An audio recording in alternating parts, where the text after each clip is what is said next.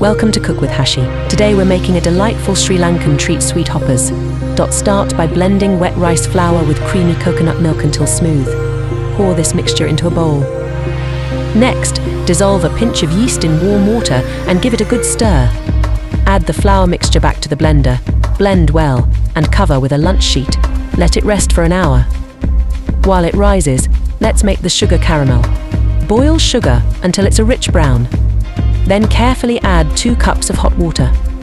Now, take the risen flour mixture.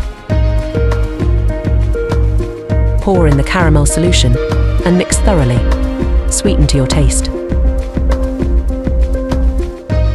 Pour the batter into a heated pan, swirling it to form a circle. Cook until golden and crisp, then fold in half. And there you have it, delicious sweet hoppers, perfect to enjoy anytime. Happy cooking with Hashi.